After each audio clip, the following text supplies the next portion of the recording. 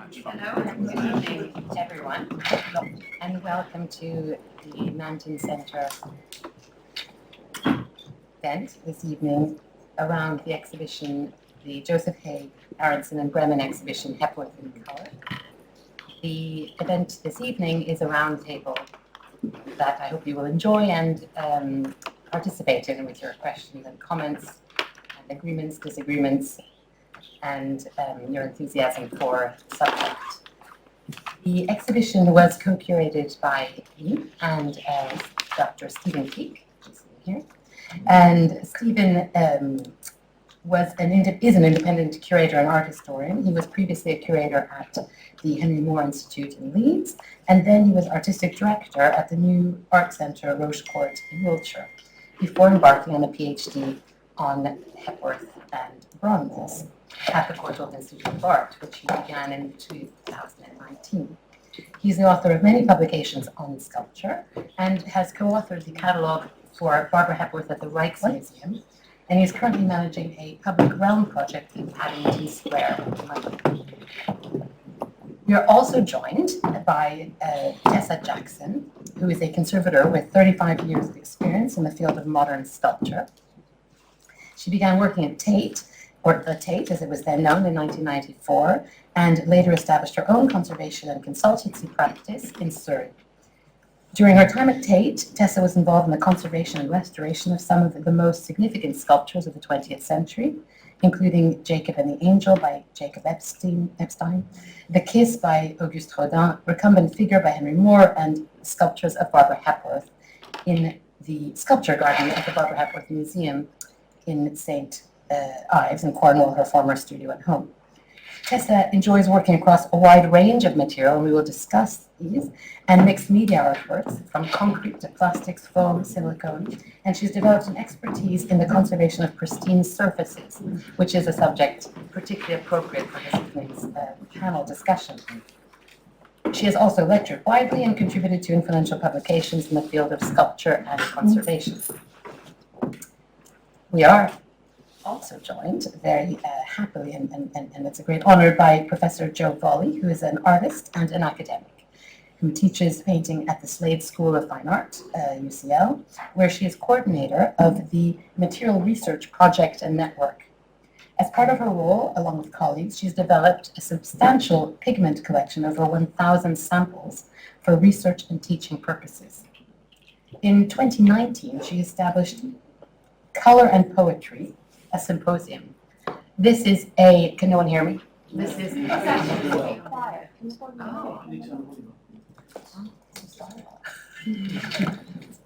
I start again? No.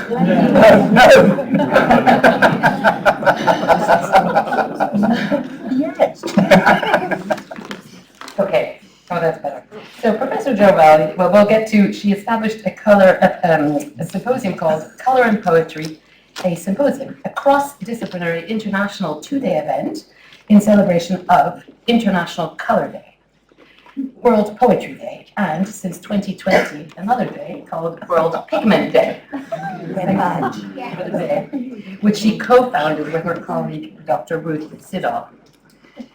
In 2020, she initiated the Pigment Farm, a project to propagate plants that explore the world of natural dyes and pigments.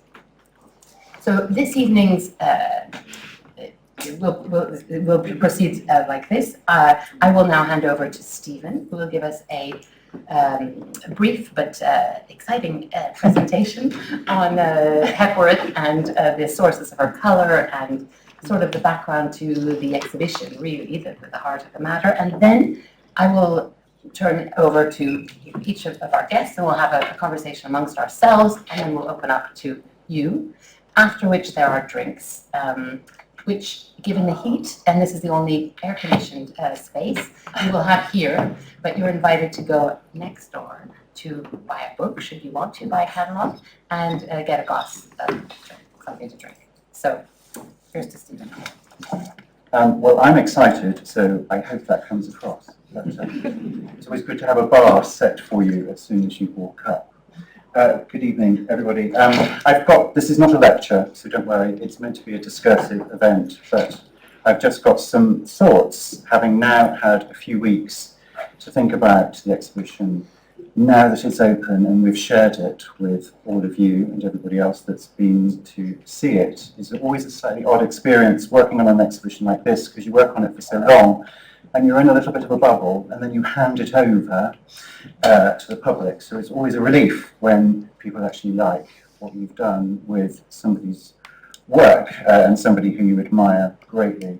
And as Sasha mentioned, I did a PhD, and did a PhD quite late in life, which was absolutely the right thing to do. And I did it with the wonderful Joe Applin, and the luxury of spending time with Hepworth's work, but with Hepworth's words, was just the most extraordinary, luxurious experience I think I've had in my career. And the many people like Tess and the Hepworth Catalogue Project people who were so generous with their time and expertise, and with Sophie Burness especially, has just been one of the best experiences, as I say. So, gushing aside. In a late interview with her son-in-law, Alan Burness, Hepworth responded to a question about her sculpture, Construction Crucifixion, as being an unexpected development. "Look back at my drawings," she replied. "I want to go free. I've been experimenting with colour in relation to bronze, and I want to go free and hang up a circle. Why shouldn't I?" It seemed to upset people, but I find it very serene and quiet. Hepworth's reply was as bold as the colours she used, and underlined some of the main concepts of this exhibition. That colour was key to Hepworth's continual invention, reinvention and experimentation. That there was an important dialogue between her sculpture and her drawings and paintings, but also that colour seems to upset some people, or at least find it difficult to understand. In the same interview, a quotation that we've used a lot in the exhibition and since, Hepworth explained her innovative use of colour had been accepted but not understood, that even by 1971, when she was in the latter stages of her career. While I think it was most certainly misunderstood, I'm not actually sure it was accepted, and in fact it was most often ignored. Indeed, we are only now beginning to appreciate that Hepworth's use of colour is complicated, complex, and at times confusing. Moreover, colour is a tricky, elusive, sometimes emotive subject anyway. We know from Hepworth that she used paint brands such as Rippling and Dulux, and her sculpture, for her sculpture, and about the problems that these paints caused her, blue tones seem to be particularly unstable. With painting, though, we are only just beginning to fully appreciate her processes and the implements that she used. And recent analysis that's ongoing has been incredibly useful for us for this exhibition as to what pigments were incorporated, and the layer upon layer of drawing and painting. So, with these thoughts in mind, we know colour was an important aspect of Hepworth's work in both 2 and 3 dimensions across her career, whether abstract or figurative, small scale or monumental. While the main focus in the exhibition is abstraction, with most examples coming from the 1940s to 50s, we have included some pointers as to the different colours and different directions her work subsequently took, with painted metal, intensely coloured marbles, and the development of specific patinas on bronzes.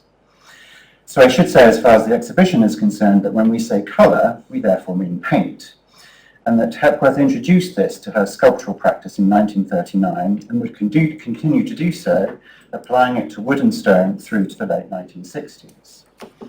Our aim in 2 rooms was to explore the different ways in which Hepworth utilised colour, how colour varied, how it functioned formally but also symbolically.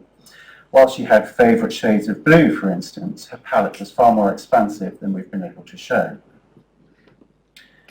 Hepworth first introduced colour to a sculpture in 1939, but colour wasn't a Damascene moment. It was present in earlier work, and hues were inherent in her preferred materials, such as stone, marble, and wood. Because most of the photography was black and white, we can only imagine the colourful world that she inhabited.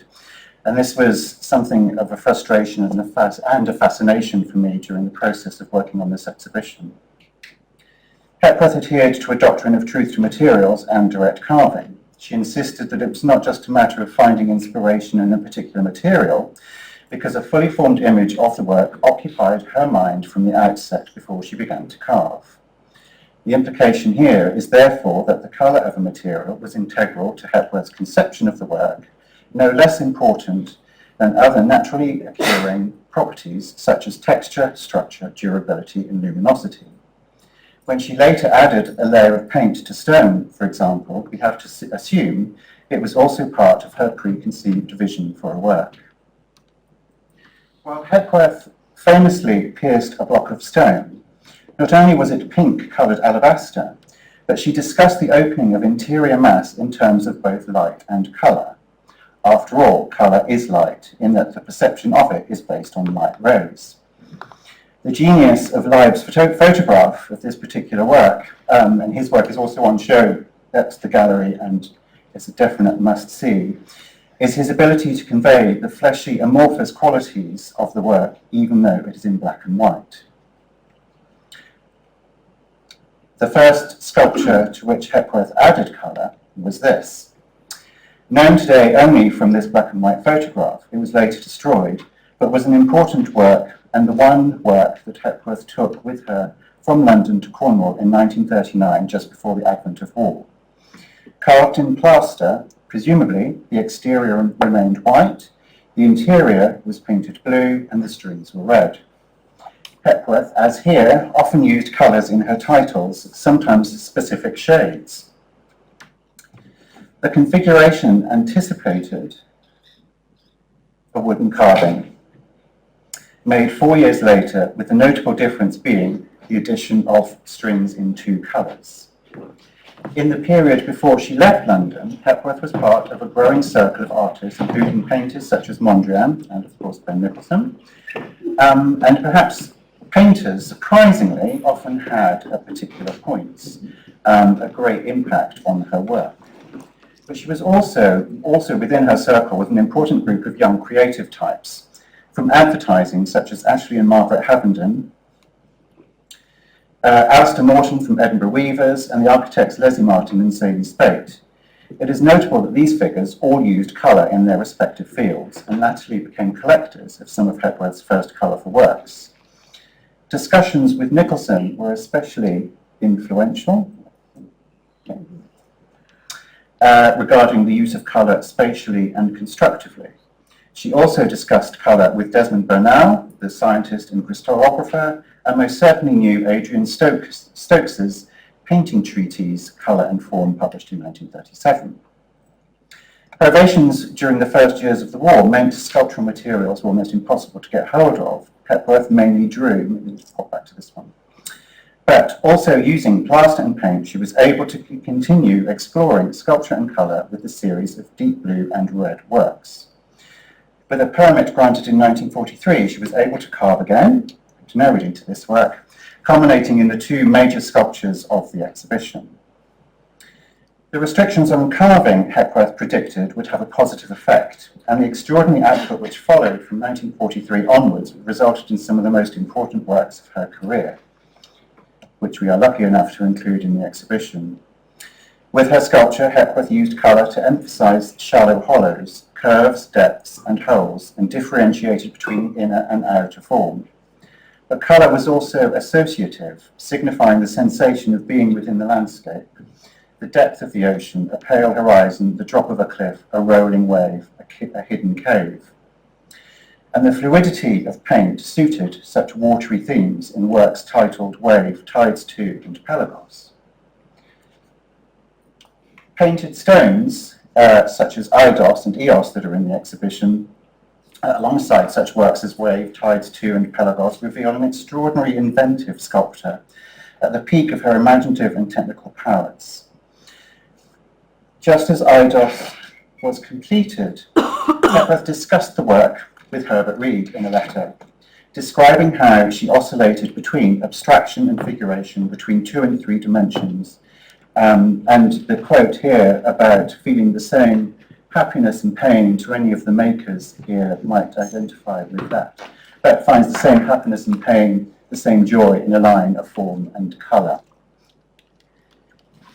Hepworth continued exploring the possibilities in paint and pigment, oscillating between 2 and 3 dimensions, but her painting style varied greatly. Subsequently, it was the painters of American abstract expressionism and the French alternative Tachism, notably Pierre Soulages, who influenced her. And arguably, her painting and drawing style altered the most radically of all.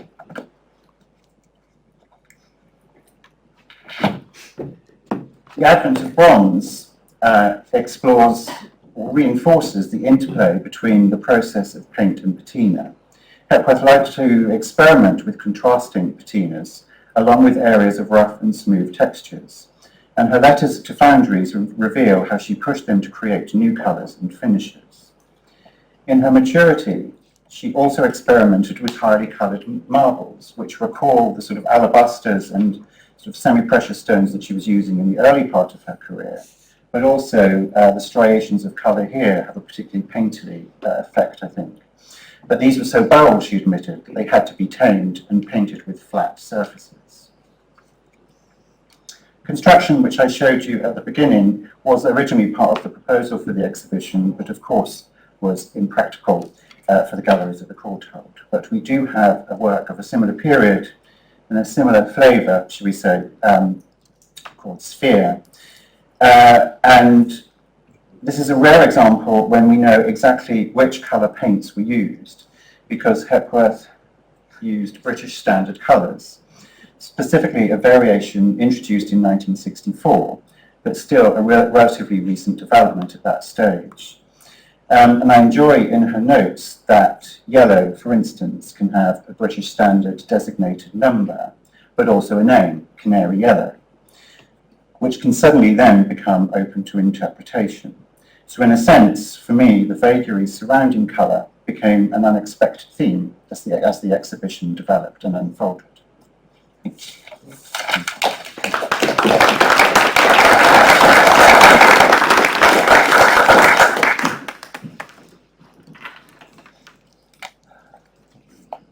Thank you, Stephen, for that very exciting talk. Very to the point and has all the ingredients, really, I think, that we, all the strands that we sort of try to, follow and research and hopefully communicate to audiences in a sympathetic and not academic way.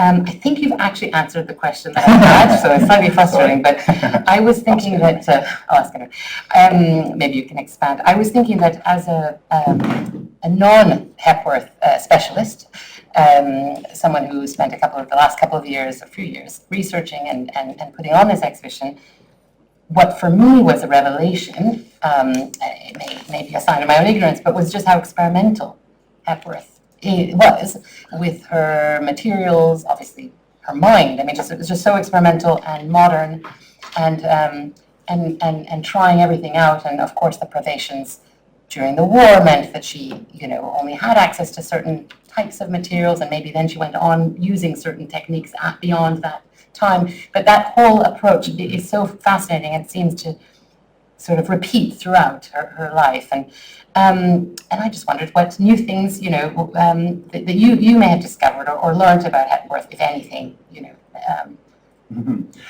Well, it's something I kind of became evangelical about during the process of my PhD, because I think I hadn't quite come across an artist who was so sort of pigeonholed, and people seem to have a very fixed idea of what Hepworth meant to them, and people tend to take a particular period of her work, and that's what designated Hepworth. So that might be Pelagos, for instance, which then ignores the advent of bronze. People don't know the drawings and paintings quite so well as the sculpture. And I think that's partly to do with the fact that she was successful very early on. So I think people started to build up an image of what constituted her work. And some of us have been encouraging people to look beyond those sort of quite fixed, compartmentalised ideas. And in fact, certainly for me, the advent of bronze is extraordinarily inventive and created some of the most incredible images that don't get quite the same attention. To me, she's a very similar age to Louise Bourgeois. They have very similar upbringing. They both use bronze in extraordinary ways, and yet Bourgeois is sort of considered part of contemporary art, and Hepworth is always slightly consigned to the historical, and I think that's sort of a mistake. So yes, and I think part of this exhibition was about suggesting that it's a familiar topic. I mean, we were saying, it's no surprise that Hepworth used colour, but looking at colour and thinking about it and really studying how Hepworth used it then raises lots of questions and makes sure that we realise that she was very inventive. Was there, are there any artists of the, maybe of the 50s or 60s that you think, oh, actually her practice is kind of, maybe announcing or she's sort of sympathetic to, that there's a kind of, are there any sculptors kind of doing what she was doing with paint and particularly thinking of sort of painting the insides of works? Are there? Well, I sort of think when colour is a sort of slightly odd thing anyway, and it was a slightly odd thing for somebody who was so in tune with the beauty of materials to add this kind of artificial layer to something. So it was a slightly odd thing. It always struck me that it was a slightly odd thing for Hepworth to do anyway. But I think it sort of goes through stages. And I think when the new generation, people like Caro and Philip King and so on, I think she was sort of surprised that there was so much excitement about their use of colour when she'd been doing it sort of 20, 30 years beforehand. And I have to say, sneakingly, there's a certain sense that because she was a woman, it did sort of matter that any particular innovation was slightly downplayed in the sort of wider media, that sort of any innovation was slightly sort of overlooked a little bit. And whether there is, we've discussed chromophobia before, whether there was a sort of hesitation about colour anyway, but I think all these sort of things sort of contribute to a slight odd mix of people not kind of taking notice of what she was doing. So, do you feel that you have, has this exhibition done something to your appreciation of her colour as kind of actually a really serious enterprise, or confirms what you knew beforehand? Is it kind of, seeing this sort of accumulated, quantity that we've all researched and looked at, has that changed anything in your view? Well, as you know, I would have filled it with twice as many examples for a start. But yes, I assumptions I'd made, it is far more complicated than I realised. How do you mean? The forms are far more complicated. There's a subtlety and complexity and a nuance to the forms that I hadn't quite appreciated with some of the works that I had known from photographs. Eidos, for instance, hadn't been here since 1954. I hadn't been to Australia to see it. So this is a great opportunity to have it here. This is Eidos. That's EOS. That's EOS, sorry. Eidos is in the middle, yeah. But EOS as well, I hadn't had the opportunity to see. So, and I think in comparison to works of the same period, like Pelagos and Tides, it's extraordinary to see how you kind of think colour is always going to be the same, and it's just not, because the forms and the materials aren't the same and the ideas aren't the same. So there is a far greater complexity than I thought there was.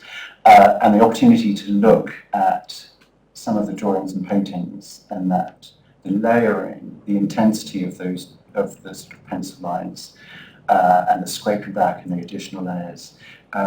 Mary Buston is here, and I had a wonderful afternoon looking at the Kettle's Yard painting that's here, and that was just sort of mind-blowing to see it in microscopic detail. So, wonderful. Well, thank you. Thank you. You have provided the perfect segue to Tessa. So Tess, we've worked together, in a way you've been closely following the research of this exhibition and have fielded many phone calls and texts and messages from us and from me, trying to understand Hepworth's processes of making from your long experience, in depth and deep experience with conserving and getting to know these amazing surfaces. And so I thought I might ask you something about your observations of works in the exhibition, and if you can, discuss in particular Hepworth's application of colour in terms of textures and in terms of the differences that you. No, right. So here we have, in case any of you haven't been to the exhibition, a case, perhaps one of the great sort of revelations of the exhibition. These three stone sculptures that are painted and were made between 1946 and 47-8, and having been together for many years, and this is your. So I wasn't going to put anything together. Is that on? Try it. But I put a little bit of stuff together because I was really entranced by the exhibition and how. Sorry, we can't hear you. Is it on? It's on, but you need to take it like this. Just take it. Just stop it like this. Is that better? Don't shout. Yeah. So I just put a few things together to share some of the things I felt when I was going around. It was beautiful to see those sculptures that were on exhibition and to see the nuances of the colour on the stones. You could see the actual colour of the yellow. You could see the colour of the stone through the yellow. It was so delicately put on, and you could see the kind of carving, and you could definitely see the stone through there, which I thought was really beautiful in comparison to on the blue piece, where the stone's blanked out. And so I put these other little comparisons in the wooden pieces, where you can see there's just been a really slight liming over the wood, so you can really see the wood. And with this piece, I thought it was really interesting seeing all the pieces, how she chose each time to show a bit of stone through, not show the stone, show a little bit of wood, really much more delicate than I thought. And also, as Stephen was saying, seeing the paintings that are also so incredible. You see the layering systems through it. I was really impressed by that. Let me see it. Thank you. And you show us work so from the 40s and then to the 60s with these two wooden sculptures, vertical form and figure walnut. We could also talk about textures and colors in relation to metal and in relation to bronze. And we have a slide for that. We have several slides for that. And I thought perhaps, you could talk about how innovative Hepworth was in her patination, and also kind of maybe a little background on kind of how she worked. Was she applying the patina? Was she coming up with the recipes? Was she? So Hepworth and patina. I've got someone else in the audience who can ask questions to that later, maybe. But later when she has a microphone. So yes, her patinas are always really interesting. Like these set here are an amazing. There's like a pinky tone to them and a verdigris, and they're quite mixed. And when I spoke to one of her fabricators many years ago, he was asking how they were doing those patinas, because he was saying how very experimental they were back then, and how were they? And he was quite concerned. I said, no, they're doing all right, they're looking lovely still. So this is quite interesting. So they're very fluctuating and interesting finishes. I think there's other bronzes as well. So bronzes, although I restore them, I work with them a lot. I don't have the knowledge about actually applying the patinas. Completely. Yeah. And so here, you have to use the same slide, only one's not in focus. So these are again some bronzes that I've worked on as well. And the big, the one here on the far side, the Family of Man. I just wanted to put that in as an example because it's such a huge piece, and yet it's very sensitive. When we were working on these pieces, we were really amazed by the fact that what you see there is the dark brown areas are fluctuating gold and brown. They're just Could you really... explain what fluctuating is? So like, it's not a blank colour, it is literally glittery. And you can see the gold edges, I mean they're definitely gold edges, but within those brown patinas, they are golden and just variegated. So you have these sort of planes of green, and then planes of brown, and then the bright gold, but the planes of green are also varied, and the brown, as the sun catches, it's like catching a highlight, so really beautiful. That is all patina on this one, and then with the crucifixion, which is slightly out of focus, the patina of the brown is again a variegated golden one, and not quite as gold as this one, but really mixed, set against this really, juxtaposed against these very blank areas of colour. So they're blocked out, and I find that really interesting. When we were working on this piece, we found that people over the years had actually waxed it so much that you couldn't see the black, very deliberate black painted line on it. So it was beautiful to bring that one out again. So again, really fluctuating. So that is a kind of homage to Mondrian, the black, the surrounding white and red. Yes, but it's against, so you have a black stripe, you can't see it at this angle, but it's on the dark brown bronze. So, you know, you have to look for it, but it was really important for her, for it to be there. And then over here you have these dark green patina pieces with, again, these are now applied paints. So there's, as Steve was saying, two various things. There's patinas, and then there's bronzes, and then there's paint. And she did put them, she mixed them. Very quick. No. A point of clarification for people that don't know. Yes. Maybe you could say what a patina. So patina, a patina is a chemical alteration of the surface. So this piece over here will weather incredibly well if it's unkept with wax, because it's an oxidation layer on the bronze, whereas a paint is an applied layer over that. And when you apply a paint to a bronze, you have to be really specific, because you have to give a good grounding layer to it. If you don't, it won't bond to it, so you have to be really aware of that. And I would say, in general, you know, that was done very well, because it took a long time for the paint on these to delaminate and be redone. Yeah. So the surfaces need to be prepared to receive paint. Yeah. And on the two figures here of 1968, the top, the green holes are not paint. They are. That's fascination. That's fascination. It's a kind of imitation for verdigris, sort of kind of oxidization of copper. It's an oxidation of the metal that goes green. A bit like, if you imagine, I know it's not copper, but it's but if copper pipe, they go green. It's like the making of that happening. It's a verdigris, yeah, but it isn't. Yeah. And then the blue holes are kind of a paint. And black. And black, yeah. So she'll, yeah. Actually, can I ask a question about that? So you've got it close.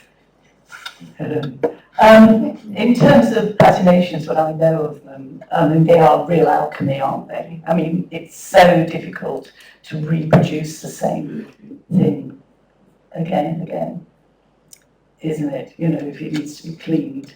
And isn't there one of the sculptures that the patination had to be changed again? Am I making that up? No. Take it up. No, we do repatinate. I mean, is that gone on? Is it still there? We do repatinate where we have to. So with Family of Man, we have done some repatination on the green. There's actually a recipe for that green from Hepworth, so we use her recipe. So we put that back where needed. It's just that, and I do patination, but it's not my area, so I can't tell you. It is alchemy, yeah. It's an impressive thing, and it's an area that other people have got a lot more knowledge in. Yeah. But it also changes over time. Yeah. Because I think there's sometimes a confusion between what is deliberate appearance of weathering and actual. Yes, that's actually a very wholly interesting other area, because there's other pieces that, that's a whole other area. And certainly Porthmere, the only bronze that we have in the exhibition, does have kind of weathered look, and aspects look like they've been worn down by, they look less patinated than others, or less coloured than others, and it must be Yeah, well, there's another sculpture, it's not in the exhibition, called Elegy, which had lots of runoff water marks in the patina on the green, and she apparently the artist liked that so much that it was brought in because it wanted to be preserved in that manner. So it was an alteration of her work that was liked by her. It makes me, wonder whether you think that this approach to colour is specific to bronzes, this kind of variegated sort of surfaces and that contrast, or something which cuts through her practice more generally, and just different with bronze. I'm always amazed by all of her works. They're always so different. Like you were saying, she's very innovative, and she can, different things can happen within even one piece. Yeah, I mean, the really fine approach, like we had a look at wooden pieces where they were very subtle and sometimes blocked. Yeah, I mean, expect the unexpected. Each time it's surprising. Because there are these sort of very saturated sort of holes or piercings. I mean, you can see a little bit here in this photograph, sort of, the variegation of the bronze. It's aged, but you can see what might have been a bit more goldy and brown and then these completely blocked off colours. Yeah, it's sort of blocks exist. We have perhaps just a little, quickly talk about this. It's kind of interesting also in relation to your work as a conservator and restorer, and also in relation to textures. This is a plaster for a bronze.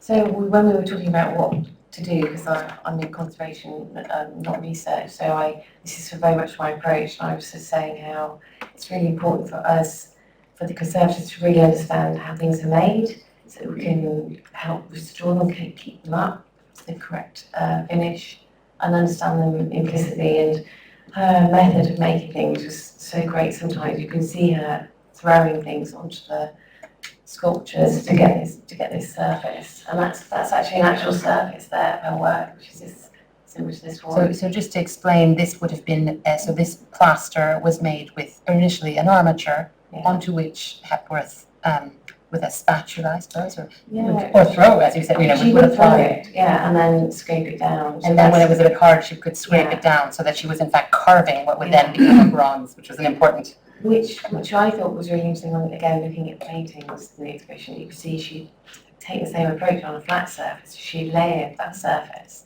really layered it, really worked over it many times. I was really impressed. This will, not to preempt you, but I mean, this will actually be an interesting line of inquiry with Joe. This was really interesting because I'm glad you got white as a colour. It's interesting also how specific, not only her whites are, the whites are specific, but just generally how specific Hepworth's kind of eye for colour was. It was very specifically, and we did find with the technical research that the Courtauld conservation scientists and other museum scientists have done up for this exhibition and elsewhere, that actually, there are recurring pigments. I mean, there's not a whole bunch of them. There are obviously colours she really. A palette, and interesting with this white, you explain. Yeah, so this is a real blank out white piece, a bit like this. The whole thing is white, and it was intended to be white, and it had to be made in cement that has a sand additive, which, as you can see there, makes it go a bit yellow. And so ultimately, it wasn't possible to get the colour she wanted, and so this product called Snowsem, which is cementatious paint, was used over the top to gain that kind of icy white. And when it's being stored, we had to put that back. It's a really, you can see it's a bluey white actually. And then that's what it needed finally. But that was the specific request, that it was going to be that white. So this was made for the Festival of Britain in 1951, Turning Forms. And is it a plaster-like surface? Is it like a paint surface? It's concrete. Snowcrete.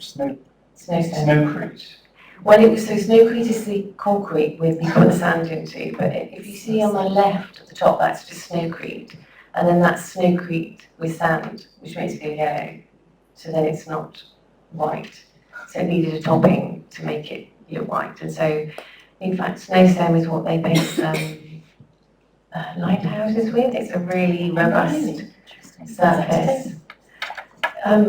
It smells like eucalyptus. It's got a few ingredients. It's very strange, and it's really hard to paint. It's really, really hard. What is it applied with? It should be a brush. A brush. But we had to be very specific in this piece because it's another whole story. But it's a coating that goes on to coat concrete in a very icy white finish that is robust. I'm not quite understanding why it's white. What makes it white? Yes, well, I'll give you a sample of it. No, that'd be really good. We'll do that. Because it is certainly white. And then for those in the know, Tess is a kind of guru of string, or a string mandarin. I don't know. I was thinking of different ways. Someone said the queen of string. I'm not stringing you along. It is really true. She is, the only person I think trusted with the strings of Hepworth's and others, and Gabo and other sculptures. But it's interesting that string also is a vector of color and also has a vector of lots of information about color, which is not primarily, are the red strings red because she painted them red? Are they red because she bought them dyed, so as in synthetically dyed red? Are they red for any other reason? And just 1,001 ways in which Tess, you've studied them and looked at them and turned them and looked at the undersides kind of tells us the kind of information. And we, in fact, it's true that my colleagues in conservation science analyzed not this one, but the next. These are sculpture with color, deep blue and red, 1940. And then the one that was analyzed was 1943. So these are in plaster, and I'll show you the one, I'll mention when it's the one in wood in 1943, which is the slide that you showed. But it's so interesting how much information you can get from a few millimeters of string. So what was really nice about another thing about this exhibition was it's the first time all those classes have been seen together. And it was lovely to contrast them, and what Stephen was saying about the forms, they're much more organic than you think they are.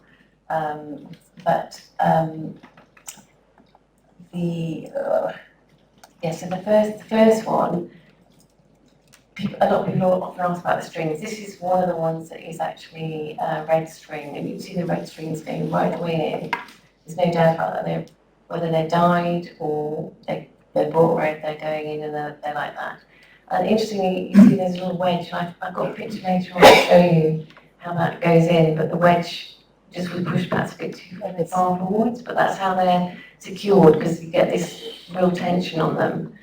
And so this one is one that's red, and the other ones in the exhibition, the other four are painted. So this is the painted wooden Yeah. version, which is larger than the other 5, and was made sort of 3 years later. What was made in 1943, when Hepworth had a permit to paint, to carve wood.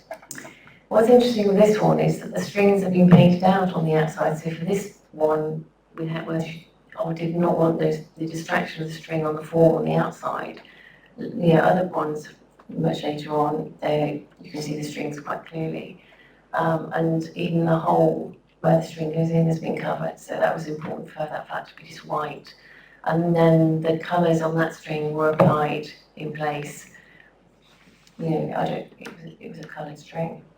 No, it was not a dyed string. It was painted, yeah. exactly. So it was analyzed cadmium red and vermilion, but you can see it here that it was painted after it was strong. Yeah, you can see where it inserts just a little bit where it's not so coloured. Yeah. And then this one, again, you can see where these are 2 different ones where, again, it's been painted after it's been inserted. In fact, this is unusual here because it's been filled, a whole hole, and then the paint has been applied right the way in. And if you roll the string over, you can see it's been painted, yeah.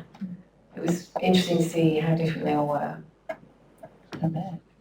Can I just interject just for a second? Because talking about excitement for Hepworth nerds amongst us, this kind of information is sort of seismic, because I think partly one just says Hepworth and string, we know she used string, but then when you look closely, like you have, and how you encourage us to look, the differences, painted string, I mean, it's just a sort of revelation.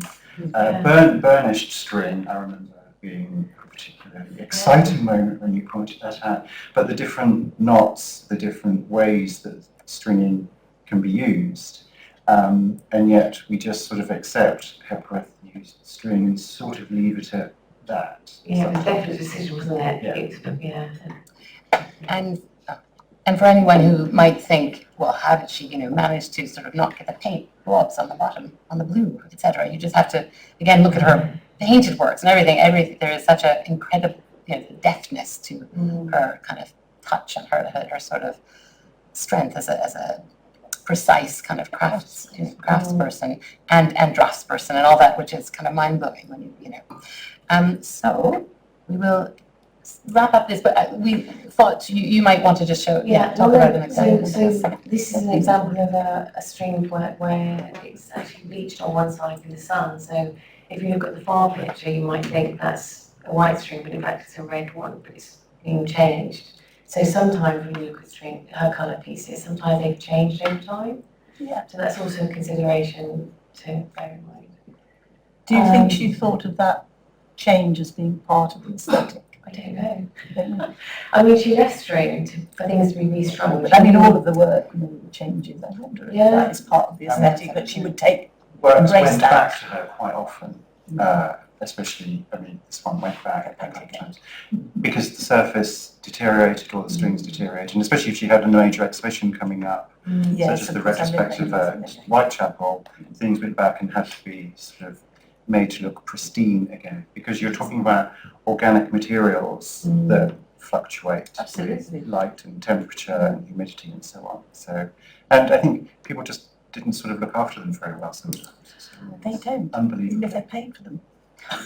Yeah, that was one of the interesting finds for me. It was an archive that others have seen, but it was notes that Hepworth made for when her works were on an exhibition. It was a very long touring exhibition from 1955 to 6 in the United States and in Canada, and she sent assembly, care and maintenance work, notes per object, but really comprehensive, but very succinct. And it was not, my reading of it, it was not so much that the painted surfaces were more fragile than the wooden surfaces, which would bruise or were actually quite vulnerable. It was more that if there was a knock to a painted surface, if there was a chip that came off it, it kind of ruins this is not said in those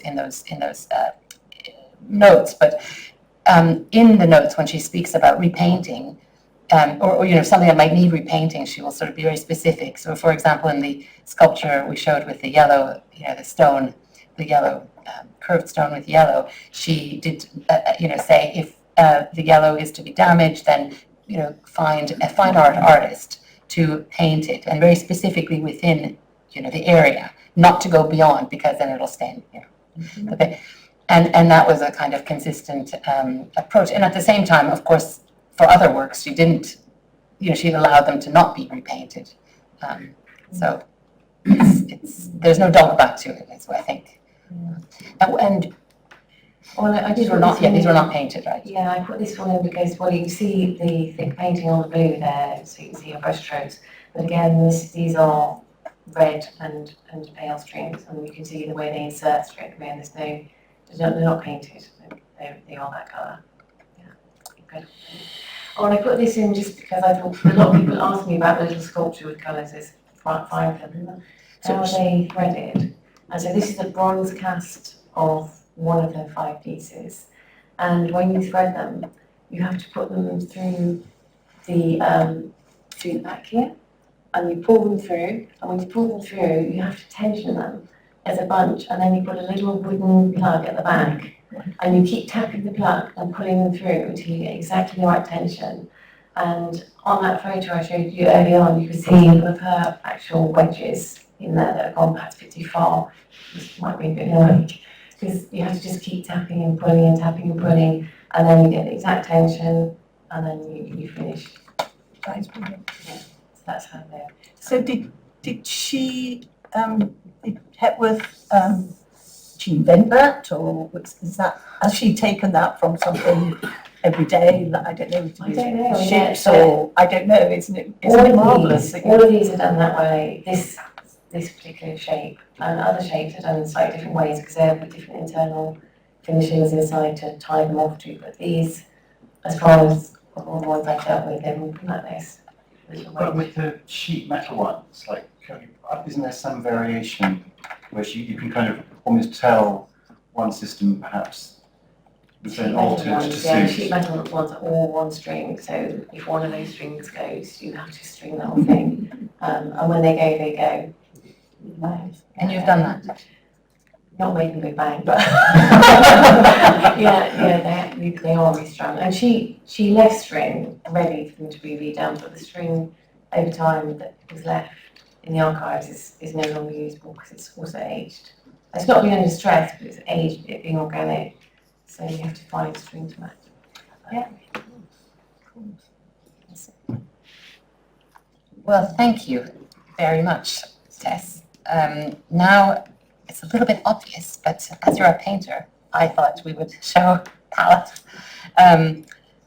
This is Barbara Hepworth's palette. We don't know a great deal more about it, except that it was her palette, and it obviously looks like her colors. And it will be interesting. It belongs to the Hepworth in Wakefield. And it would be interesting one day for that to be analysed. And just be interesting to know not only the pigments, which was the analysis that we did for the exhibition. We didn't do media analysis, except in the case of, no, we didn't do any media analysis. We did pigment analysis. So, but it would be interesting to see because at a certain point she does start to paint with acrylics in the later 60s. So, yeah, it'd just be interesting. And in the exhibition, we have a few little images of her paints. The collection of paints also belongs to the Hepworth in Wakefield, but there's also some paints in the Barbara Hepworth Museum in St. Ives. When you and I walked around the exhibition together, which I really enjoyed, and looked at it differently, you said to me, "I'm a carver," very naturally, as if it was, the most obvious statement in the world. And I thought that obviously resonates very strongly with Hepworth, who really was a carver, but also with her expression of carving into color. Mm-hmm. And also with the writings of Adrian Stokes, who is an art critic and a friend, whom you mentioned, and in fact who sheltered Hepworth and the Hepworth-Nicholson clan when they moved to Cornwall in 1939. So they stayed with Adrian Stokes and his wife Margaret Mellis for a couple of months. So it's interesting that that Stokes is still someone, because we spoke about him, is still someone who is read and who is important as a thinker, and he was originally someone who wrote about painting, but he wrote about painting kind of as if it was sculpture in a way, and also wrote on Hepworth. So I thought, I just kind of ask you about that. Can you hear me if I just speak without? Thank you. Yes, it was a very interesting moment because just going around the exhibition, I'm here because you've got an artist. I don't know why they haven't got a sculptor who works with colour, but they've asked me. But I was asked and consulted about some of the colours. They probably asked somebody to do that. But it was, and I do make three-dimensional work, but it was a very interesting moment because I just started talking about carving. Of course, she carves with colour all the time. She's carving, the drawings about carving, the sculptures about carving, and the colour is always carving and bending space. And at that moment, I talked about Stokes, and I didn't know she knew anything. I had a relationship with Stokes, actually, and how influential it was. And you found that really fascinating. And I started to, shall I read the bit? Yes. Yes, Sasha would like you to read this because as a young artist, a student at the Slade, Stokes was very, very influential. And it was, you kind of fall into two categories as a painter, a carver or a modeler. And carvers tend to be at the Slade, actually. So I think I've opened it the wrong bit, but there we go. I've got it written down. So in 1934, Adrian Stokes wrote books about the Quattrocento, particularly Italian sculpture, and one particular book was called The Stones of Rimini. And it really made, in relation to myself as a young artist, it made sense about the materiality of the world and my materials, which it seems very relevant also to Hepworth. And this is a particular, I hope it's the bit that you thought I was going to read. Have you read The Stones of Rimini? Partly. To be honest. But this is the bit that seems very resonant with me and with her work. And I don't know if this was to her very, very... I'm thinking of the string. I was thinking of weaving. And I was thinking... Anyway, Adrian Stokes. Page 110 if you have Stokes. And if you do have Stokes, by the way, it's very difficult to get again. Even my old paperback comes at about 150 quid on eBay. So. The material, earth or stone, exists. Man makes more significant. To wash, to polish, to sweep are similar activities. But to weave or to make a shoe, indeed the process of most trades, are preeminently manufacture, a making, a plastic activity, a moulding of things. Plastic shape in the abstract is shape in the abstract, while carving shape, however abstract, is seen as belonging essentially to a particular substance. It is obvious that all carving is partly to be judged by its plasticity, that is to say, by the values of its forms, apart from consideration of their material. Whatever its plastic value, a figure carved in stone is fine carving when one feels that not the figure, but the stone through the medium of the figure has come to life. Plastic conception, on the other hand, is uppermost when the material with which, or form from which, a figure has been made appears no more than so much stuff, suitable stuff for its creation. It goes on, but I won't read anymore. So you can see that notion of carving, and you feel that with when he talks about to wash, to polish, to sweep, you actually feel with her sculptures, as she says, plaster sculptures, how she's bringing them into life and carving into them. And the same with the colour, I think, with the slicing through on those sculptures, that she's showing the body of the thing inside. Yes. Yes, this was something you said when we were walking around as well, that you said, the colour is not an extra dimension. It's not an extra thing. It's not accidental. It's part of it. It's intrinsic. So and it goes back to what Stephen has explained so well about the way in which she conceives herself as a carver. She is a carver, obviously, but also it's a kind of intellectual standpoint. A carver, is revealing about something about the nature of the material. Obviously, the nature of the material is not that it's blue, but that's the poetic aspect of something. But it's not extra. You don't think it's a kind of It's intrinsic. It's very much. It's an intrinsic. Do you think she has a colour in mind when she's sort of? I mean, that's I don't know. But yeah, it feels so complete. The works always feel so complete. Now, I want to congratulate on the show. I think it's absolutely fantastic. But it's terribly frustrating to go into it, to see all these marvellous works that are either behind glass or on a platform that you can't get. You can't get through. And a lot of those things you really long to see in the landscape, don't you? And we were talking. What was interesting talking, and I said, "Oh, why have you got this at this height? This particular piece at this height." He said, "Well, actually, Joe, it's really we have to because of people in wheelchairs or whatever." And I go, "Oh yes, of course, I forgot about all those things." But there was something about the way the light, and you felt it might be the light of the landscape, the way it would hit upon the sculpture and the strings, almost like what time of day it was, I suppose, like a sundial or something. It's it's evocative of the light. It seems very part of the landscape and creating that the light outside and somehow within the sculpture as well. And these drawings, these drawings of the sculptures, I love the way they are. So they're explicit, the way she's sort of flattened out the idea. You see it all, unlike a sculpture that you see it in the round, and that was frustrating that you couldn't see around some sculptures because I know the rules, but with these, you know, she's showing you it all, and she's showing you how she's made it as well. It might seem a bit but you see, you know, that layering down of colour, and that scraping down, which isn't so easily done, just scraping away and making colour not just by application, but by taking away as well. And it's always colour, I feel, with her work. I don't know. I feel it's about, like you might think in a Piero, it's about the light. It's about light, like emanating from the canvas. Thinking about the getting close to works, which is your privilege. You get closer to works than any of us, and are extraordinarily brave, but very lucky in that respect. And I think you sort of gave us a hint of what it's like to be that close.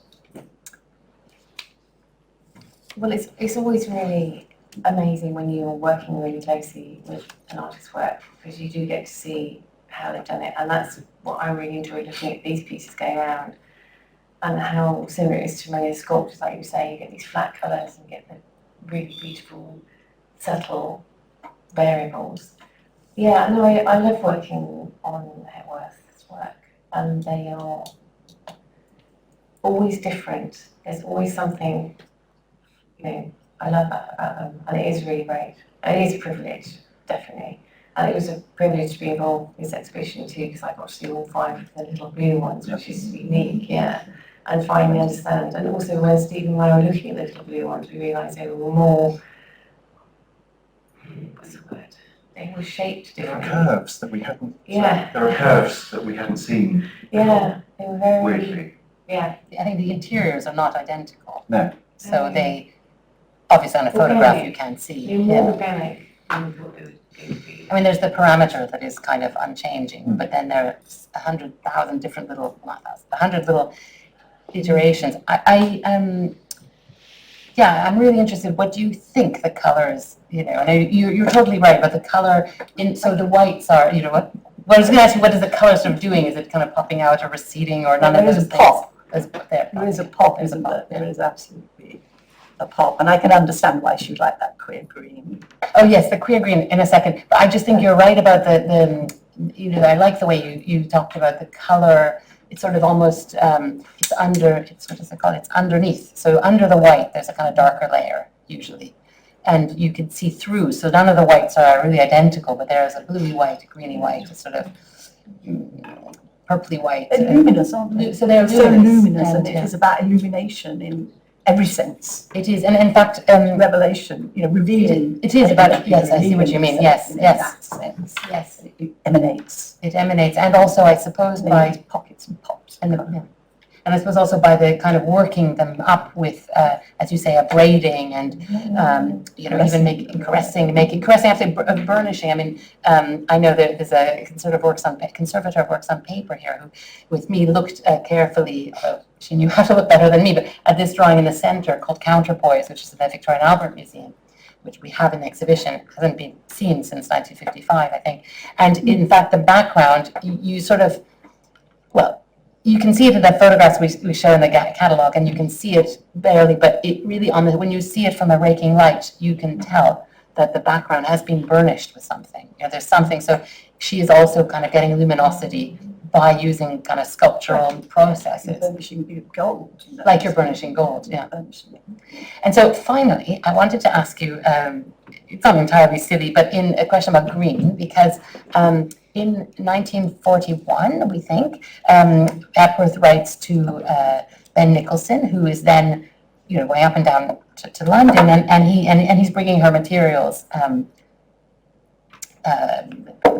boards to paint on and paints, and she asks him to go into a well-known paint shop that they liked, and to, Le Château Barbe, paint shop, thank you, and to purchase some paints, and she says she'd like something neutral, as she says first, and then she says she'd like something maybe a peculiar green, a peculiar colors, a peculiar, and then she says perhaps a queer green. Yeah.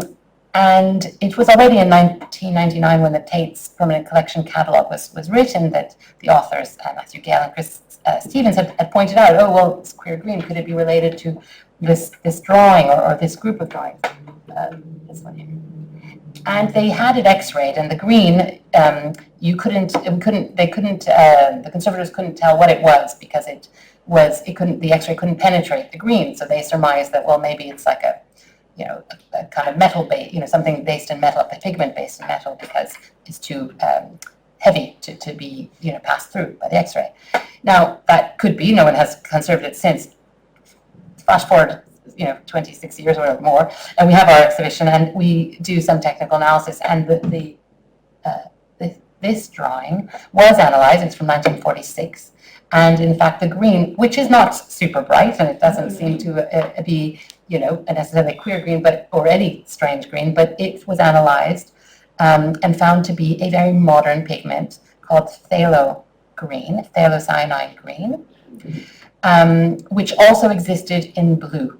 And it was called, in this country, Windsor blue and Windsor green, because it was marketed by Winsor and Newton, right?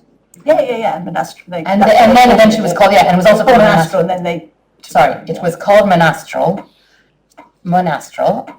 Don't know why, but there's a grape apparently called Monastral. Anyway, it was called Monastral, and it was marketed by Winsor and Newton as Windsor blue and Windsor green. The point about it is that it was a very specific green, a very potent green, which had a lot of staying power, and also particularly Monastral blue was better known. And it went viral apparently in the 20th century. Artists just went mad for it. What was interesting is it was only made available to artists in about 1938.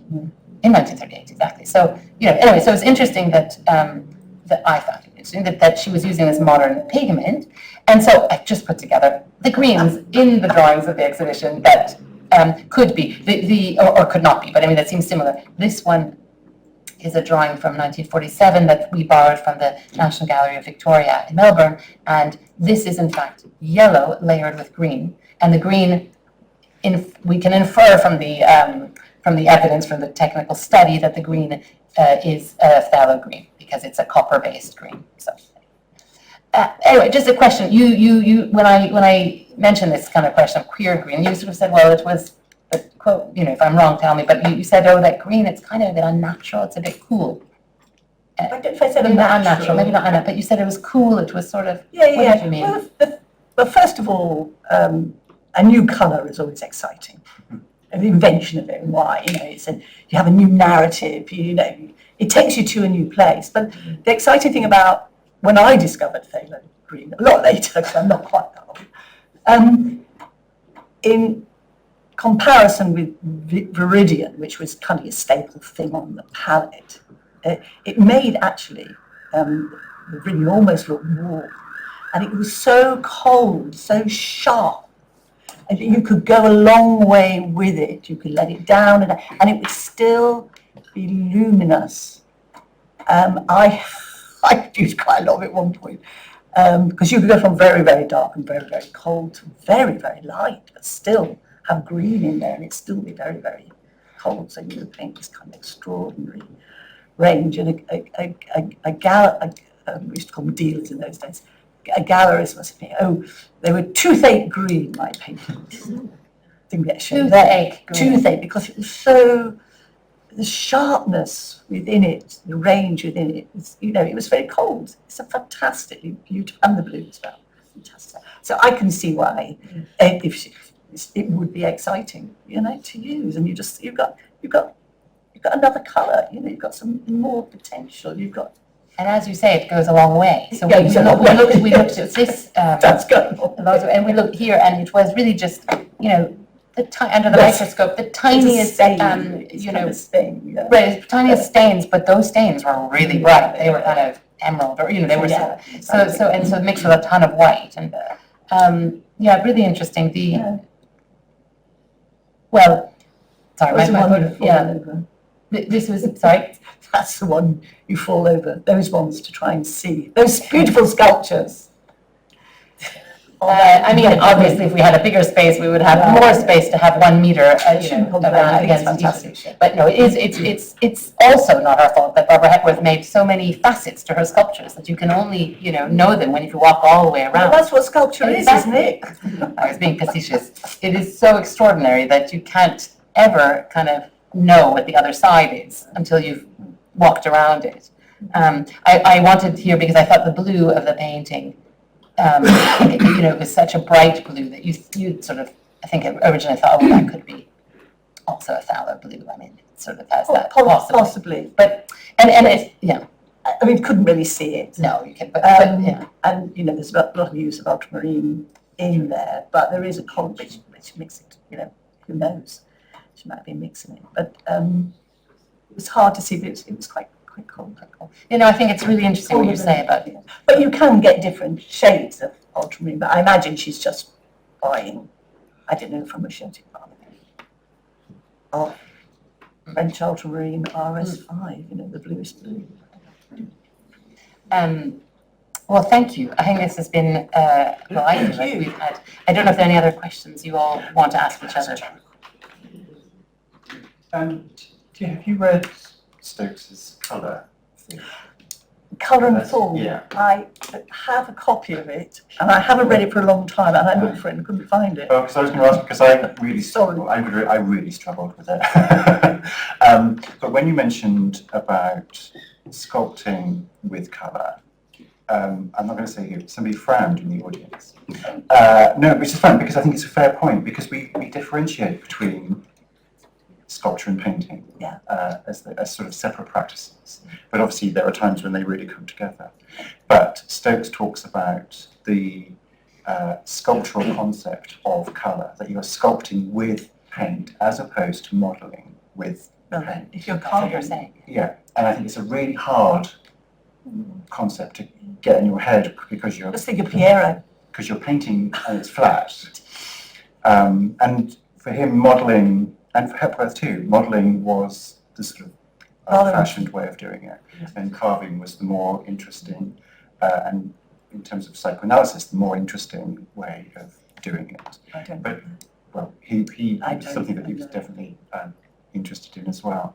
But I don't know if you could say anything more about how you carve with colour from your perspective as a painter. I think just to clarify in terms of modelling, my own practice, my own understanding is, the more you model with colour, the nearer you get to the centre of the colour wheel. And I don't really colour things a bit, but you get more to muddy. And of course, if you keep it further Clean. out and clean, and you're thinking of notions of carving and bending space, how you could put one piece of colour down, but it could actually create a whole plane as well. Like Patrick Heron or someone like that. Yeah.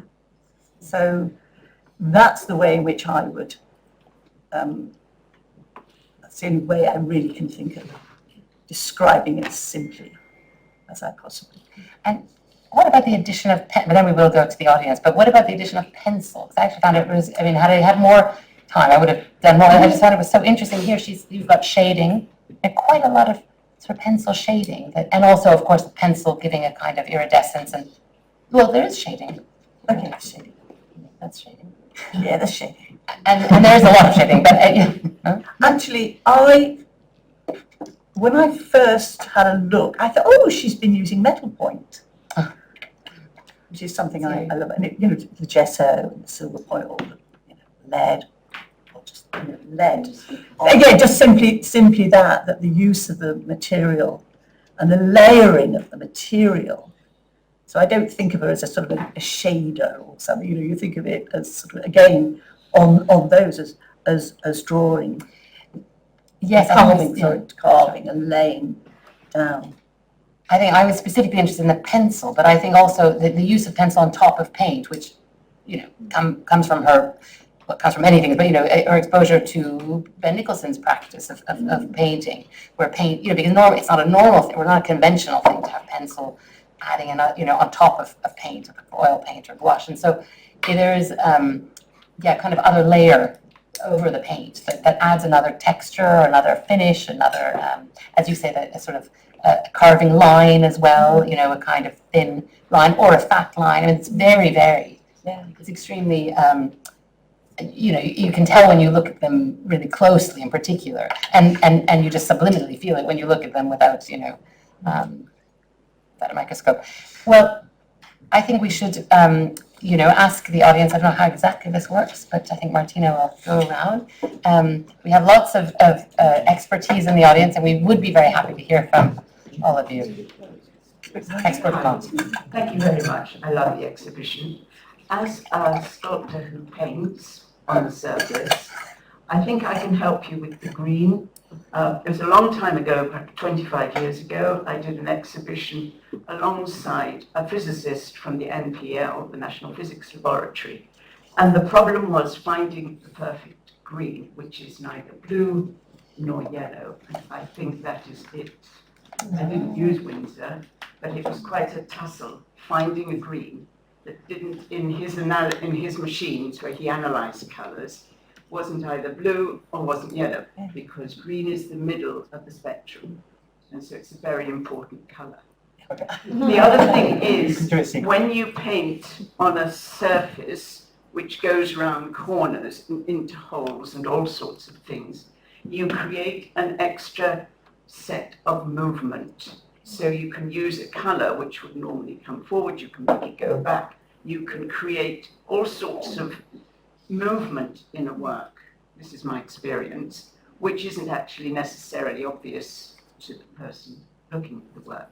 They'll feel a sort of enigma. But I really did enjoy that exhibition. I think she's a great perfectionist. May I ask you a And how question? she got that surface, that paint. Rippling? Yes, Probably. Picasso used rippling, by the way. So thank you very much. It was very I don't think that's really a question, is it? It's nice to hear though.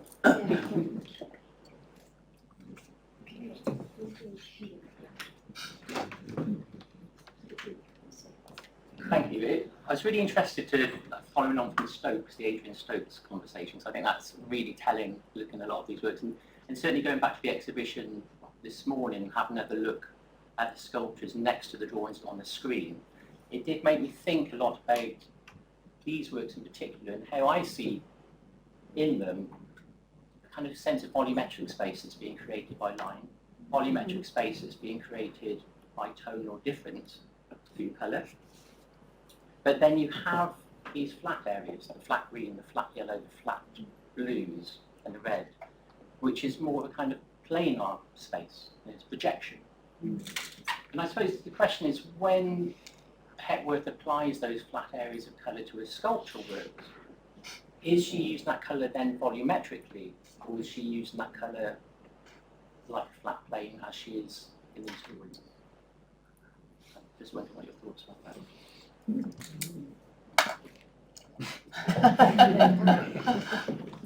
that. Thank you.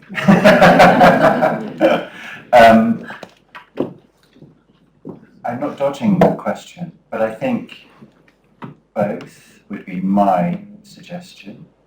And I think Maybe at different stages. Yeah, but also I think it depends on the work and on the colour. Because I think it's very interesting that at this period, colour is very tightly sort of almost like segregated. It's like very contained. And that, to a sense, is replicated to a certain degree in the sculpture. But because it's applied to three-dimensional form, and often, nearly always, to the interior of a form, you immediately have a different sense. But I think certainly initially the optical effect she's playing with, there's sometimes a flatness and sometimes a three-dimensionality. So I think it's sort of almost is between the two initially. And I think when you get more sort of subtle coloration on works like Pelagos, it's taken it to the sort of the next level. Because isn't that the later marble piece where she talks about taming Yeah, the marble by flatness of colour. I was Yeah. wondering how that relates. and I think that then sort of takes the works from the sort of 40s and sort of 20 years later is then doing something slightly different with them. And I was looking at the one with the black slice. It's just sort of extraordinary. But although it accentuates the flatness of that slice, it gives it this extraordinary sort of sense of infinity. There's a huge depth that suddenly, because it's black, you've got that incredible sort of sense of form and volume at the same time.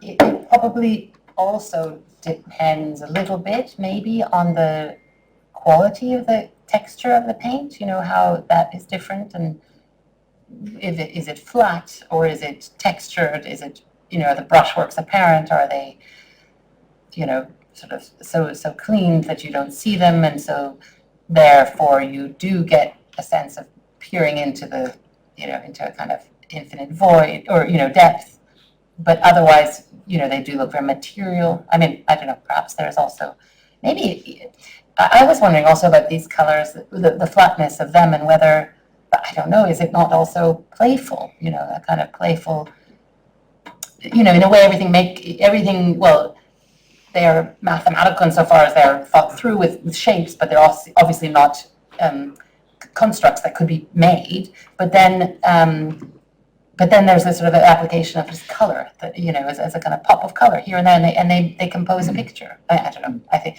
they sort of make a beautifully harmonized kind of composition. So I don't know, is that too simple an answer? But maybe But also I sometimes. think it's not just, as you have observed a lot with them, that it's never flat, is it? Even the most pristine, precise-looking surface, there are, because it's paint, it's brushstrokes.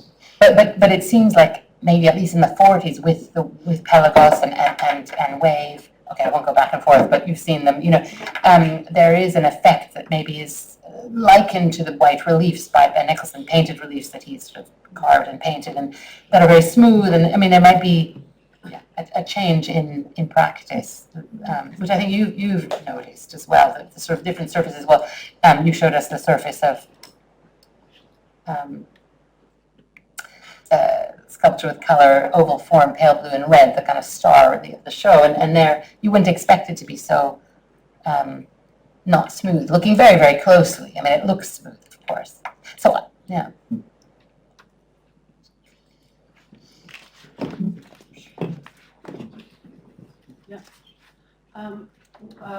I, having just come back from St. Ives and seen the Barbara Hepworth museum, I understand that Rothko visited. I can say we can't hear you, so the tables have turned. If you could speak up a bit. I understand Rothko visited. Was it Hepworth influencing Rothko, or the other way around, or more mutual? And I'm beginning now to see some of the similarities in colour use. He was certainly somebody that she thought a great deal of, and likewise, there's a brief correspondence between them.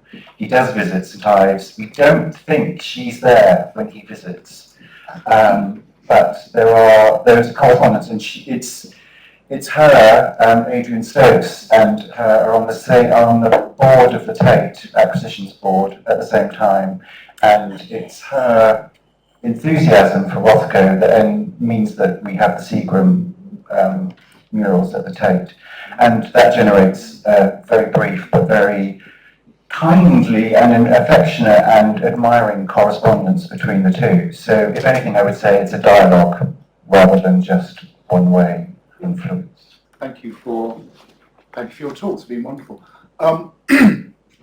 Given the profound intentionality that you've described Barbara Hepworth bringing to everything that she made, and the way that the ideas of the shapes were, in a sense, in her mind when she was starting out, including the paints and the string and so on, the colour and the string and so on. What, if anything, did she say when she was making things or after she'd made them about how they would be placed and lit? And in particular, how that would interplay with the multiple, you know, the nuances of the surfaces and the lights and the colours. and the string. Good question. And did you ever go to anyone's house and say, "Oh my God, you"? That's so wrong. You've misunderstood the piece completely. I think it varies from work to work, person to person.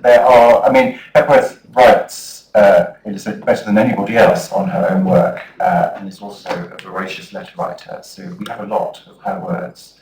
And in that respect, I think she bucks our idea of a quiet woman artist. But she does talk a lot about light, and she talks a lot about light and changing light on her work, mostly natural light. And there's a wonderful quote, I can't give it to you exactly, because I haven't memorised it, not knowing your question, but she says that she's moved her work so that when she wakes up in the morning, the first thing she sees is the sort of light travelling across the room and the effects that it has on the work and the streams specifically, which is, exactly it. It's interesting you should raise it because I think lighting the exhibition has been extraordinarily sort of difficult for the people that did it, but I think they have done a very good job, bearing in mind everything is light sensitive in that room. Often if you do a mixed show of sculpture and drawings or paintings, the things on the walls are the things that you have to worry about, but this is everywhere. So although I think one of our reviewers said what they missed was that sort of direct light, but in fact you couldn't do that really now. Tess has got some wonderful photographs with her torch where you do get some extraordinary illumination of some of them. So yeah, it's a constant thing for her. And Stephen, didn't she also want to have some of her works outdoors? I mean, that was kind of a leitmotif, wasn't it? Yeah. Maybe a few more questions there. I wanted to ask about what you gathered from her letters and readings about the meaning of the colours. I know from watching various interviews on YouTube, on BBC at the time, that she talks about being enveloped in the landscape and that the shapes and forms she was very influenced by Cornish landscape. But I haven't found a lot about talking about the integration of colour and the purpose of colour and the intention of colour. So I'd love to hear because blues and yellows to me are sun and sea, which seem obvious. But I'm wondering if there's something more nuanced and something deeper in that. Because they're quite flat colour, they're not painterly. I'm a watercolourist, so they're not painterly colours. They're quite flat colours for a purpose. So I would love to know what the purpose was.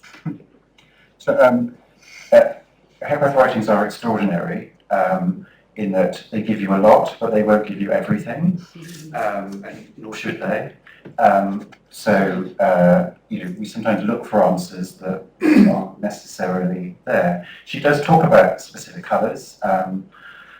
There's a wonderful collection of her writings and conversations where she will give you one or two lines about a specific work and a specific colour, say, but not a huge amount. We know, there's a wonderful quote about colour plunging her into concavities and so on. But I think interestingly, which we bring out in the exhibition, colour begins in London. It's an urban phenomenon, not initially a kind of natural landscape phenomenon. Although she's making, in a sense, allusions to landscape already, the transition hasn't sort of taken fully hold yet because she hasn't moved to Cornwall when it really sort of takes over. So I think there are aspects. I think the initial experiments, and I would class them as experiments, it's about the optics of colour. It is about the contrast of red and blue and white to a great degree. And I used to get very excited when you would find mention of red, blue or white in any sort of configuration. And Ben Nicholson talks about making dolls' houses with his daughters, and they paint the rooms inside the doll's house red, blue and white. And you kind of think, well, actually that's because that's the colours that's the colours in the studio. That's a pot of paint that's to hand. So it's sometimes hard to know how excited to be over a reference and how significant it is, or if it's just actually something much more mundane and just happens to be the pot of paint that's to hand. So, but go to writings and conversations, because there are wonderful, succinct sometimes descriptions of works, and sometimes the allusions alter slightly. Sometimes it's the arms and bosoms of a goddess. Sometimes it's an eye. Sometimes it's the landscape. So things vary a little bit, but they're a wonderfully evocative place to look at. And you found that the letter in which she said, well, you can find it, the letter in which Hepworth writes to her great friend, who's a modernist architect, who's really bringing Le Corbusier's ideas to England, and Leslie Martin and his wife Sadie Spate are both modernist architects who use colour, a lot, and they are, champions of colour. And she writes to him about the sculpture Deep Blue, sculpture with colour, Deep Blue and Red, the white one with the deep blue and the red strings, and says that she's found some new laws. She doesn't explain what they are, but she says, I've done something different. I've done what you're doing in architecture. I'm doing it in sculpture. And, the more I look at these, the more I, look again at, or think about contemporary architecture and interiors, you really see a connection. And we've emphasized a lot in the exhibition the interior as because as a Hepworth's way of carving out and sort of making it a voluptuous space that makes you feel contained and all that. But I think also to that, there is the interiors of buildings and the kind of, that the walls being painted or the floors or the ceilings or a wall or a part of the wall. And that idea about modernist color, as you were saying, is kind of present. I think it was a Bauhaus doll's house, actually. I'd be surprised. There's a gentleman here and a gentleman here who keep wanting to ask questions. Sorry, you're last. Thank you. Love the show. Thank you for that. I'm really enjoying this talk, so thank you. I was taken by her relationship with Mondrian. I wasn't expecting that. And speaking of color, can't help relating the yellow, the blue, the red, some of the blue shades, very much to Mondrian. Interested in your thoughts, how you think about that, her relationship with Mondrian, his influence on her. You did a lot of work. No, but you did a lot of work about the studio visit. You start. I can tell you a generalist's answer. I think going to visit Mondrian's studio in Paris on the 1st of January 1935 was an experience of being enveloped in white with pops of color, or that's probably a more elegant way of putting it, but it wasn't the paintings, although it was also that, but it was more the arrangement of colors in the studio and the whiteness of the studio. So she famously went home, went back to London and painted the studio she shared with Ben Nicholson, gleaming white, and painted 2 coats and said, when we're richer, we'll paint 3, but 2 will do for now. And it's that kind of, that exciting contrast between primary colors and white that is giving an idea of what can happen spatially, rather than on a flat surface. Obviously creating spatial viewing on a flat surface, but really spatially, as in really in a space, which is why I think the connection with architecture is so interesting. If that answers your question. And when she paints the studio white, she says, now I can think, because it's, not having the distraction of this sort of, I think, oddly, sort of 20s and 30s, we think of being so modern, but the sort of hangover of Edwardian architecture, when you see photographs, these sort of very present architecture, and then trying to obliterate that with white, which was then considered like the modern colour, in a sense, which brings us to the concrete. But white was a very significant colour for her and Nicholson and lots of other artists in lots of different materials. But they owned a Mondrian. Nicholson and Hepworth owned a Mondrian, and is coincidental that the colours, the first colours that she uses are the colours that are in that painting, which, I mean, there's a black frame work to it, but it's red, white and blue. So yeah, I think there's a dialogue. I mean, I don't think Nicholson and Hepworth felt obliged to be sort of slavishly in awe of Mondrian in the way that he became, because at that stage, I mean, these are all sort of artists who are just sort of working away, and they haven't become these sort of legendary figures that we know them now. I mean, they can be very sort of dismissive of, you know, something that Picasso's done, or, you know, Giacometti's lost his way a little bit, you know, that sort of thing. So, you know, they were just people that were sort of their generation. So, yeah, there's an impact, but I think they look at how you use colour spatially, but also the sort of optical effects of using colour spatially, which I think was a sort of a revelation, and this is where it overlaps with architecture as well. I think we are sort of very much used to the idea that you use a colour either to alter the way you look at something or the way you feel, whereas in the 30s this was a sort of revelation. There's a wonderful interview in a journal that a young architect called Tim Bennett helped set up between Leslie Martin and Nicholson, where they talk about the revelation of colour and space in a building and how it affects you. So I think it is this sort of wonderful kind of melting pot of ideas, and you can't say that Mondrian was the main influence on any of them, because I think there's so much that's going on, and it's what each one of them sort of takes a little bit of everything that's going on at the same time. Also, interestingly, the crucifixion, which is also called Homage to Mondrian, Something erroneously. but the colours there are very different to the other sphere with colour. It's a whole different set of colours to the sphere that's in the exhibition. They are, as you say, you have a great slide with Hage Canary and those. They're a different set completely to this set. So they were sort of similar but very different. Yeah.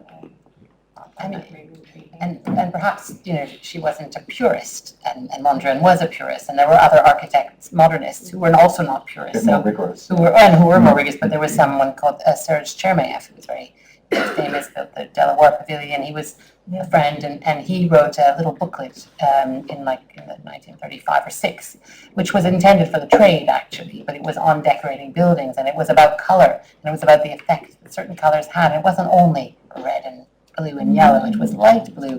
There were neutral colours, actually, again, you know, a neutral colour. There were colours that calmed, colours that were more exciting, colours that, yeah, they had an effect, you know, on the psyche and kind of on the emotions. So, yeah, it's not all reduced to Mondrian, although obviously Mondrian, Calder, another, you know, artist who used colour and spatially, are important. Perhaps should we have one more? This gentleman has been Yeah. wanting to ask questions. Well, first of all, about Snowsand, because I had used that before. Snowsand actually has ground marble in it, Yeah. and that's why it has a reflective surface, a crystal structure within the paint, and that's actually why it shines in the way We that did it have it does. analysed, but I'd just forgotten in my moment of thing there. But we'll send you a sample as well. I'd love to Yes, know. thank you. Yeah. You're right, it has got You've real used it. I don't know if they still use it, whether it's still made or not, but They I do, have it's the used it. same, it's the same actual, all the ingredients are the same. All they assure is that the ingredients are the same. And the manufacturers say they haven't diversified, but And also it's particularly good for stuff outside as well. But I mean, I think that's amazing to have ground marble within and the crystalline structure to reflect light in that way. But you can get Snow Creek from B&Q still, can't you you? can. But That's not a plug for B&Q. Thank you, of course. I'm fairly unfamiliar with Hepworth's work, and looking at it really with this on this occasion pretty much for the first time. I'm just really aware that when I saw the pictures, the first one that was up there, the crucifixion, the colour actually draws your attention straight into the colour. That is the first thing that I look at when I look at that for the first time, and that's quite a unique experience. The colours draw. That is actually often the first focus that you see, I believe. And also when you have blue adds a huge depth to paintings, and it's a cold colour, and it gives kind of it's dimensional as well, whereas the yellow is actually much more, comes forward more. So I think it's incredibly clever and very deliberate the way that those colours are used to add increased depth to the work. That's what I wanted to say. Thank you. Actually, one more thing, sorry. I used to work with metal, and I really feel sympathy for what you have to deal with in fascination. Because actually the thing was, these pieces were made with heat, you know what I mean? And that is a dimension which is very, very difficult to reproduce if you're trying to reproduce colours or things that come straight out of being. I have other colleagues who are very specialised in fascination if there's any problems. So that's Heat is such a huge factor in that. yeah. I'll shut up. Hot colour. Didn't you find with the crucifixion, the halo, for want of a better word, when you sort of got it down, it completely bent out of shape? Someone had been hanging off it, so that's why I As you do. swinging on it. So yes, it was But when it was up, sorry, when it was up, you couldn't. when they were up, well, you could see it was a bit buckled, but when you got off, it was, yeah. But it's fine now. And that's something I couldn't do either, is metal panel beating and stuff like that. We have other people who can do those things we can't. Yeah. I think you have magically offered us the perfect sort of summary of, of Hepworth in colour, this panel, by mentioning again the intentionality and the three-dimensionality or the dimensionality of her use of colour, which kind of answers a bit perhaps your question, that at least that it's not, that colour actually can do many things for Hepworth. It's not only kind of one thing, but yeah, there's this sort of very deliberately sculptural approach, I think, to colour. That it kind of answers kind of something in the sculpture itself, and it's true. I hadn't really thought about it in those ways, but of course the color kind of calls you forward as soon as it is the first thing you notice especially with the stoneworks where you have that very, very bright color. But if it's carved inside, it kind of draws you in. So yes, a very clever approach. I want to say thank you to the three of you for really contributing something so wide-ranging and interesting, and I hope that we can continue the conversation. And thank you again. Thank you.